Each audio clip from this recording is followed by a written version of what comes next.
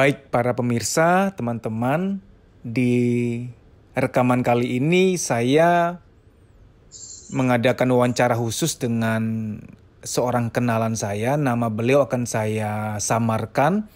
Saya tidak akan memanggil nama beliau, saya akan panggil dengan Mbak saja, ya, karena itu privasi beliau. Beliau adalah seorang single mom. Saya sudah kenal beliau sudah cukup lama, sekian tahun. Nah, saya ingin beliau sharing. Tujuan dari sharing ini adalah menyampaikan realitas, keadaan, kenyataan mengenai dunia single mom. Baik. Assalamualaikum, Mbak. Ya, waalaikumsalam. Mbak, sekiranya berkenan sharing, suka duka sebagai seorang single mom. Kalau boleh tahu, mohon izin, Mbak sudah single mom berapa lama, maaf? Dari 2016, Bu. Sampai sekarang ya, bulan April ya. Hebat loh, cukup tegar loh. Berarti berapa tahun tuh? 7 tahun ya? Hampir 7 tahun. Mbak, nggak apa-apa, jujur aja. Suka duka sebagai seorang single mom, jujur lebih banyak suka atau dukanya? Suka dukanya lebih banyak dukanya ya. Walaupun kadang silih berganti juga sih. Kadang suka, kadang duka. Duka yang terberat itu lebih kepada internal atau eksternal? Internal misalkan, sedih nih pengen punya pasangan. Eksternal mungkin ada orang-orang yang berkata-kata miring. Kan mohon maaf, di kultur kita tuh kadang-kadang di situasi tertentu seorang single mom tuh kayak sering stigma negatif gitu loh, Mbak. Oke, saya belak-belakan aja lah, di masyarakat tertentu tuh tanda petik ya, janda tuh kok kayaknya kesannya gimana gitu loh, Mbak, ya. Walaupun iya, dipandang sebelah mata ya biasanya kalau udah stigma, udah status janda, mau janda apapun itu. Nah, Mbak lebih kepada mana bebannya, internal atau eksternal? Lebih banyak ke eksternal sih ya. Tapi semakin kesini sih saya berpikiran kalau keluarga terdekat itu banyak mensupport, saya nggak terlalu memikirin gangguan eksternal. Walaupun sekali masuk ke dalam otak, tapi lama-lama udah, yang penting keluarga masih support, anak-anak masih sehat, support semuanya, jadi semangat buat diri saya sendiri. Kalau boleh tahu, Mbak sudah sekian lama menjadi single mom. Kalau boleh tahu, mohon maaf, memang belum mau buka hati atau belum ketemu yang tepat aja? Ada trauma sama cowok nggak? Kalau dibilang trauma sih, kayaknya sih mungkin saya nggak tahu dibilang trauma atau enggak, tapi lebih berhati-hati aja kali ya. Lebih berhati-hati dalam memilih. Jadi bisa dikatakan belum menemukan yang tepat aja gitu, betul nggak, Mbak? Bisa dikatakan begitu. Karena ada single mom yang lain, sebenarnya yang dia alami adalah dideketin sih oleh banyak cowok, tapi kayak udah nutup diri, udah apatis, udah yang negatif aja, udah nutup diri gitu loh. Kalau Mbak sih gimana, gitu atau enggak? Kalau saya sih masih mencoba, tapi untuk ke arah ke sana kayak ibarat kata belum ada dalam pikiran saya sih. Jadi ada fokus-fokus tertentu yang harus saya selesaikan untuk memikirkan hal untuk menikah kembali gitu. Ada poin-poin, saya harus A, saya harus B, saya harus C. Ada poin-poin yang harus saya selesaikan dulu sebelum saya memikirkan untuk ke jenjang selanjutnya. Ada kayak kekhawatiran nggak sih, Mbak? Misalkan kalau nikah lagi nih, ada ketakutan khawatirnya suami tidak benar-benar bisa menerima, menyayangi anak-anaknya, Mbak. Ada ketakutan itu nggak? Kalau ketakutan pasti ya, apalagi saya kan anaknya perempuan. Perempuan kayaknya kalau dari omongan dari orang-orang itu katanya kalau kita punya anak perempuan, kalau misalkan nikah lagi harus nyari suami yang benar-benar baik-baik karena anak perempuan. Berbeda kalau anak laki-laki gitu sih, kebanyakan ngomong kayak gitu. Oke.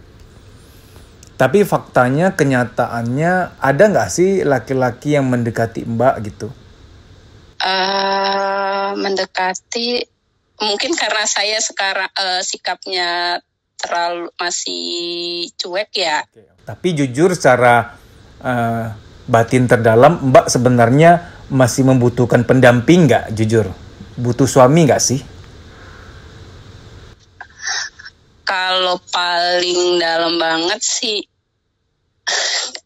anak sih yang sering minta ya, anak yang sering minta gitu. Jadinya saya sering mandangnya ke anak gitu. Karena gini Mbak, beberapa wanita tuh pernah curhat ke saya sampai mereka bilang aku udah nggak butuh laki-laki Mas Dedi, udah terlalu mandiri, udah terbiasa sendiri gitu loh. Mbak udah sampai titik itu juga atau sebenarnya tanda petik masih butuh pendamping sih gitu, masih butuh imam sih coba. Masih berubah-berubah sih saya, kalau saya tipenya masih berubah-ubah.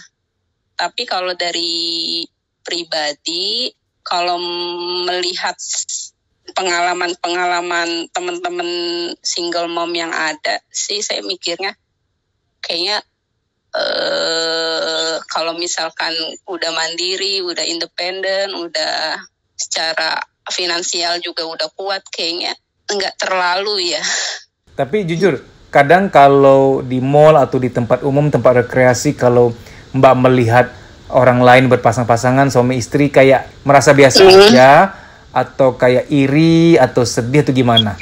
Itu juga kadang saya berubah-berubah Mas. Kalau misalkan mood saya lagi lagi ngelihat biasa aja, kadang biasa aja. Kalau lagi emang fokusnya lagi ke kerjaan atau ke anak, kalau ngelihat hal-hal itu ya biasa aja. Karena saya pernah, ibarat kata saya pernah mengalaminya gitu. Tapi kalau misalkan moodnya lagi datang mood kayak sepi atau apa gitu, mungkin ada sedikit kok gitu, seperti itu. Para wanita itu hebat-hebat karena yang saya tahu para single mom tuh tahan bisa nggak nikah sampai sekian lama ya. Iya, kalau saya kan saya punya gambaran ibaratnya model ya. Karena mama saya itu juga single mom sih. Jadi cerita saya itu juga ditinggal dengan bapak itu waktu saya SMA. Jadinya mama saya juga single mom, malah beliau nggak ada pekerjaan sama sekali ketika jadi single mom itu. Bener-bener mengandalkan suami waktu ditinggal meninggal bapak gitu. Jadi saya berkaca dari mama saya sih, kekuatannya, kesabarannya, semuanya kemandiriannya gitu. Sehingga ada contoh ketegaran ya. Jadi mbak-mbak, ibu-ibu di luar sana yang juga single mom, Anda tidak sendiri. Mbak yang sedang saya wawancara juga mengalami suka dan duka. Tadi Mbak mengatakan di awal lebih banyak suka atau dukanya Mbak jadi single mom, jujur Mbak? Dukanya ya. Oh gitu. Jadi karena mungkin omongan orang gitu ya? Iya. Pokoknya kalau misalkan benarnya aja kadang dianggap salah, apalagi salahnya gitu. Kalau jadi single mom gitu. Karena jadi single mom tuh bebannya luar biasa, harus jadi ayah, jadi ibu, harus nyari nafkah juga kan? Iya benar. Memainkan 3 peran itu. Sudahlah harus yang paling berjuang, tapi pulang malam, pulang lepas maghrib takut diomongin orang kan? Iya, jadi omongan. Karena saya ada seorang kenalan juga, beliau single mom, beliau tuh paling takut kalau pulang malam, karena takut diomongin tetangga, ngapain tuh, padahal dia kerjanya bener gitu loh. Dia lembur atau dia macet gitu. Jadi sungguh tidak adil ya, orang yang paling harus berjuang malah dijudge, dihakimi sana sini, sangat tidak adil gitu ya.